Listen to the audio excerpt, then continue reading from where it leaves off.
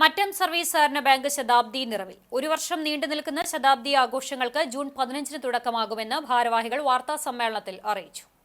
കണ്ടാണശ്ശേരി ഗ്രാമപഞ്ചായത്തിലെ പ്രധാന കേന്ദ്രമായ മറ്റത്ത് 1925 ജൂൺ 15-നാണ് ബാങ്കിന്റെ പ്രവർത്തനം ആരംഭിച്ചത്.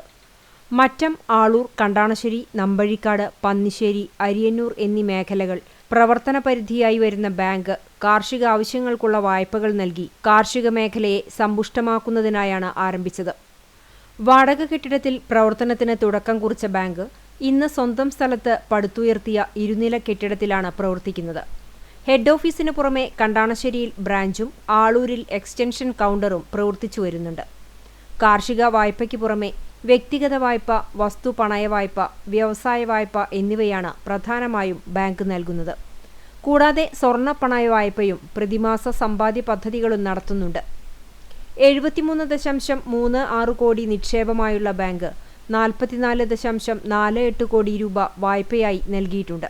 100 വർഷത്തെ ബാങ്കിന്റെ പ്രവർത്തന ചരിത്രത്തിൽ ആദ്യമായി വനിതാ പ്രസിഡന്റ് നേതൃത്വം നൽകുന്ന ഭരണസമിതിയാണ് നിലവിൽ ബാങ്കിന്റെ പ്രവർത്തനങ്ങൾക്ക് ചുക്കാൻ പിടിക്കുന്നത്.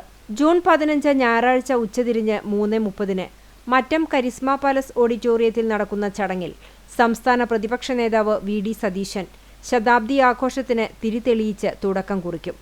ബാങ്ക് പ്രസിഡന്റ് റൂബി ഫ്രാൻസിസ് അധ്യക്ഷത വഹിക്കുന്ന ചടങ്ങിൽ മുരളി പെരുന്നെല്ലി എം.എൽ.എ. മുഖ്യാതിഥിയാകും. 100% വിജയം വരിച്ച വിദ്യാലയങ്ങൾക്കുള്ള ആദരം മുൻ എം.പി. ടി.എൻ. പ്രതാപൻ നിർവഹിക്കും. മുൻ എം.എൽ.എമാരായ ടി.വി. ചന്ദ്രമോഹൻ, പി.എ. മാധവൻ, ജില്ലാ പഞ്ചായത്ത് മുൻ അംഗം ജോസഫ് ടാജറ്റ്, കണ്ടാണശ്ശേരി പഞ്ചായത്ത് പ്രസിഡന്റ് മിനി ജയൻ തുടങ്ങിയവർ ചടങ്ങിൽ സംബന്ധിക്കും. ബാങ്ക് ഹെഡ് ഓഫീസിൽ നടന്ന വാർത്താസമ്മേളനത്തിൽ bank president Ruby Francis, vice president MM. Jose, മുൻ president MK. Appu, director V. Jayashankar, secretary CN. Rangeesh എന്നിവർ പങ്കെടുത്തു.